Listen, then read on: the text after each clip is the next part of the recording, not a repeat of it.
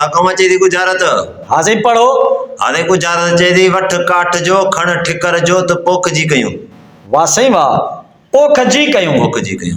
पोख जी का बन्नी का बारी पोख जी बचे का छट का खेड़ पोख जी बचे का फुटी का सलो पोख जी बचे बचे बचे पोख जी का अड का नाको का गुड पोख जी बचे बचे बचे पोख जी का लुणी से पोख जी बचे बचे बचे का भरी पोख जी बचे बचे थी बचे थी पोख जी कयूं का सार संभाल तो नथी चवे गोल गोल तो खबर पए बचे बचे खण काठ जी वराए पढ़ सही। खण काठ जो वठ ठिकर जो त पोख जी कयूं।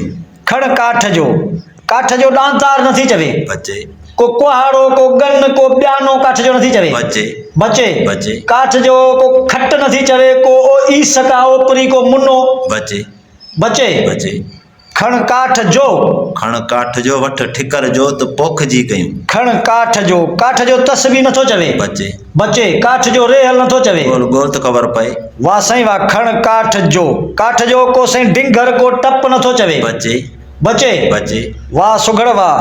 ताली पोख जो कयूं पोख जी कयूं पोख जी कयूं। पोख जी कयूं। खण ठिकर जो ठिकर जो को दिलो नथी चवे बचे को करो ठिकर जो नथी चवे बचे बचे बचे ठिकर जो को पाटोड़ो सही नथी चवे को गिलास नथी चवे बचे बचे बचे वाह सही वाह। खण ठिकर जो सही छा थी चवे को ठिकर जो थाम को सही नथी चवे को ठूलो नथी चवे बचे अगे ठिकर या ठूला भी ठाहींदा हुआ। हाँ बचे वाह सही वाह। खण ठिकर जो त पोख जी कयूं पोख जी कयूं। वाह सही वाह। पोख जी का भंग नथी चवे पोख जी भंग वाह सही वाह सिद्धी कयो सुना सुना सही गुजारत सिद्धी थी हौसला पोख जी दी भंग वाह सही वाह। काठ जो थी डंडो ठिकर जो थी कूंडो मवाली के चए पियो त खण कूंडो डंडो तली भंग जी बटारी घोटे हली पियूं।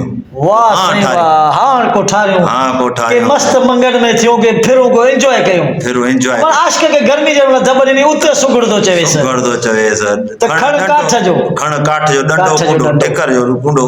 वाह सही वाह। तमाम लाजवाब सुखड़ी जन प्यारा दोस्तों ई ताके वीडियो सुठी लगे त इन वीडियो के लाइक कमेंट अगते शेयर लाजमी कंदा।